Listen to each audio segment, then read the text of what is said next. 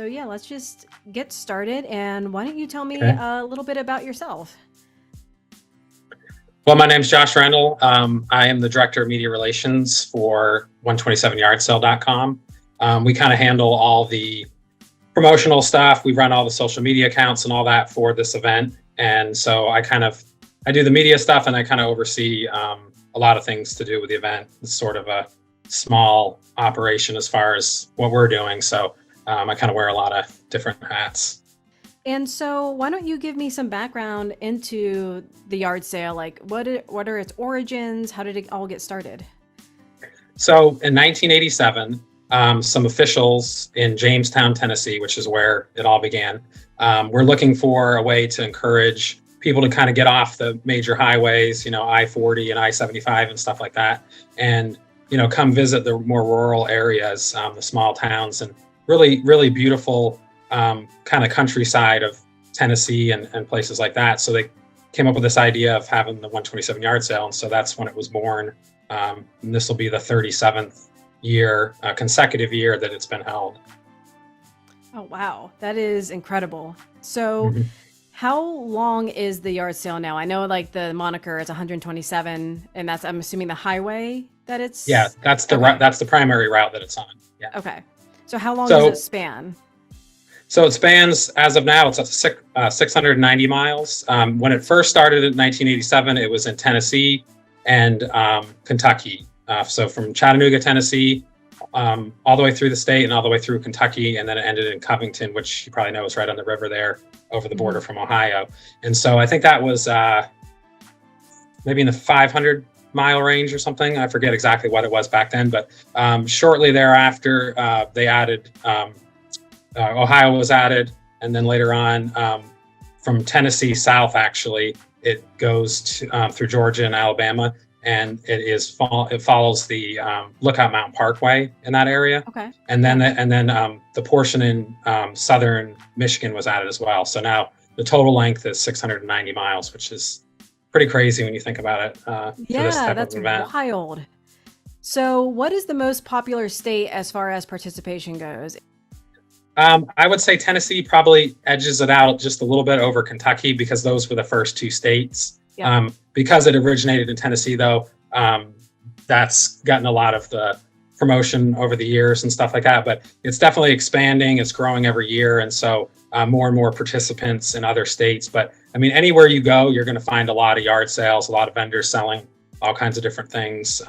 People who just live on the route or nearby, setting up a Mhm. yard sale just like you would normally have on a Saturday, all that kind of stuff. So, but yeah, I would say Tennessee probably is a close tie with Kentucky, but those two states edge out the other ones a little bit. What's the farthest that people travel to come to the yard sale? Do you know of any stories of how far people have traveled across the United States?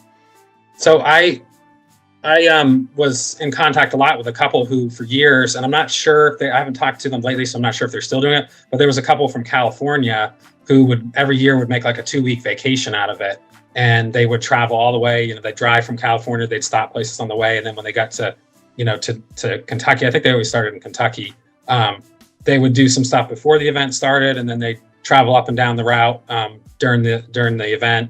And then they would drive back to California. But we did some polling, I guess a few years ago, and we asked people where were they coming from. And so that year it was 43 states, Wow. people from 43 different states, and then also from Canada and from outside the continental United States also, like overseas and stuff. We had, like last year, there was a guy from France who came over.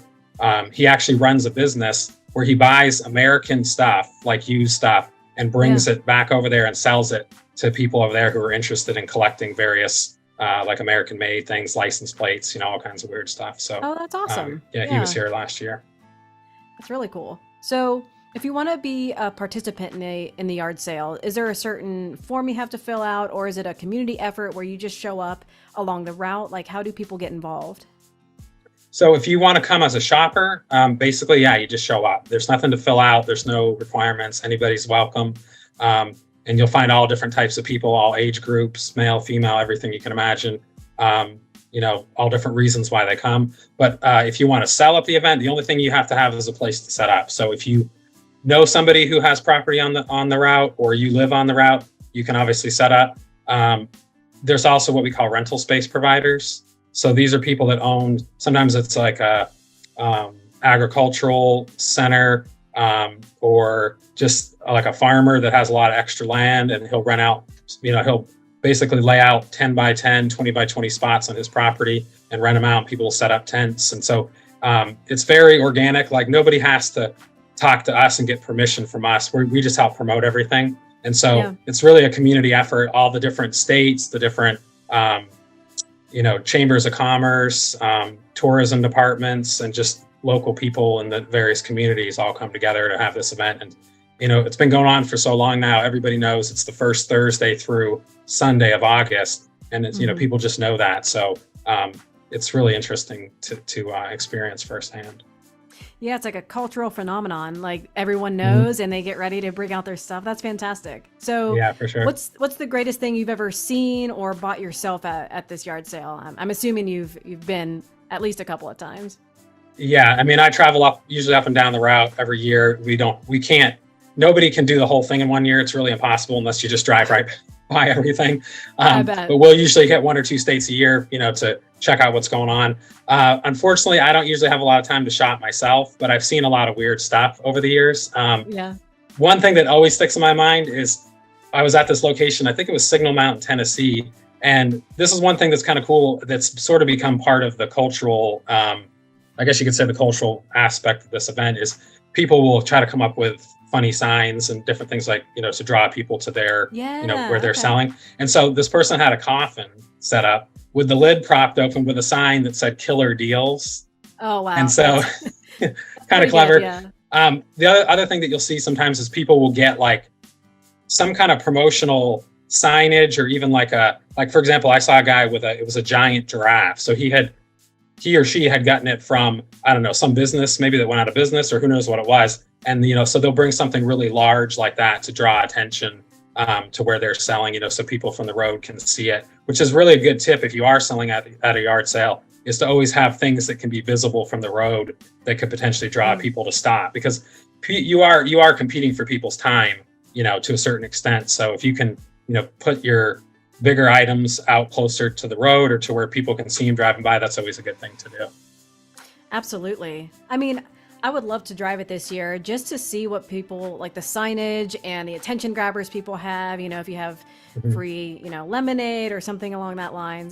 That's really cool that they have to come up with these, individual ideas to get people to stop. Do you have any tips for folks who are going to be attending this year? So as far as selling, get these attention grabbers, but what about folks who are visiting? So, like, the first thing I would say is go to the website, 127yardsale.com. There's tons of information to help people plan their trip. There's an interactive route map. You can see the entire map, the entire route, and you can zoom right into any state or city or county or whatever and see exactly where you might want to travel based on where you're coming from, stuff like that. Another tip I would say is kind of what we were already talking about. Don't plan to try to do the whole thing. It's 690 miles. Even if you drove straight through, if you include the traffic, it would take you like a day and a half of just driving without stopping anywhere. So like, it's really impossible to try to do the whole thing. So we recommend people plan for somewhere around 50 to 75 miles a day, which people who haven't done it before might think that that's like really only 50 or 75 miles a day. But I mean, you're going to be stopping a lot. You're going to be getting out. You're going to be browsing. You may end up spending a lot of time. You might meet somebody that you want to talk to for a while, different things like that. There's a lot of really nice people. That's one thing that we hear all the time is the really nice people that travelers meet along the way. So I would encourage people to don't try to do too much. Take your time, enjoy it, have fun, and just have the experience, and don't try to rush through and hit all the states or make some certain distance that doesn't really matter. Yeah, you're going to have to come back every year to actually enjoy it the way it should be enjoyed. So that's a great tip. Don't do it all at once. I think that's sure. Incredible. Yeah. Is there anything else that you want to, tell our readers or the people of Only in Your State as they start to research and plan out their attendance this year? Is there anything to look out in particular? Are there any like weather predictions? I know we're kind of out pretty far in advance, but I know throughout the Midwest, it's pretty hot early August, late July. So is there anything Yeah. that you'd like to impart as far as wisdom goes? So, I mean, it's August. It's going to be relatively hot, probably anywhere other than very far north. In Ohio, especially northern Ohio and into Michigan, it can be pretty nice. Sometimes you get 50s overnight at that time of year still. But generally, especially if you're in the South, plan for heat. So, make sure you have a lot of water, plan to take breaks possibly, have a nice lunch indoors, possibly in the air conditioning. But yeah, anything you can think, anything anybody can think of to sort of mitigate the heat.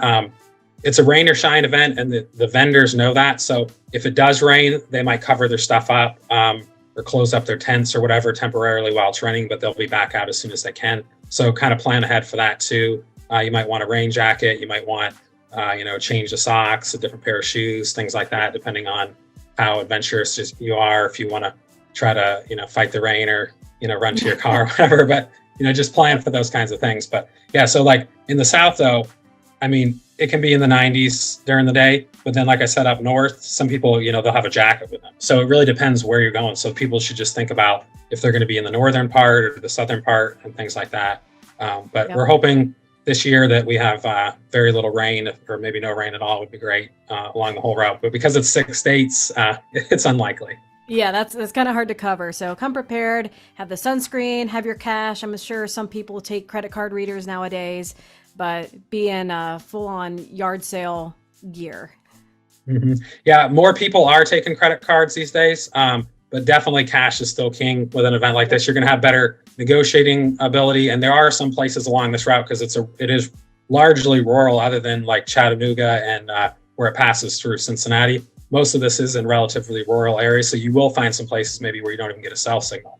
So the same could be true for a vendor, and they wouldn't even have the option to take a credit card. So definitely plan ahead, bring enough cash so you can get whatever items you can't live without. No, that's smart. I know I've gone to yard sales and flea markets, and I've been sorely disappointed whenever I didn't have cash on me. So that's a great tip. Mm-hmm. Well, thank you so much for speaking with me today. And I hope that everyone will get out and have a good showing at this year's yard sale, and it'll be a safe, fun time for everyone.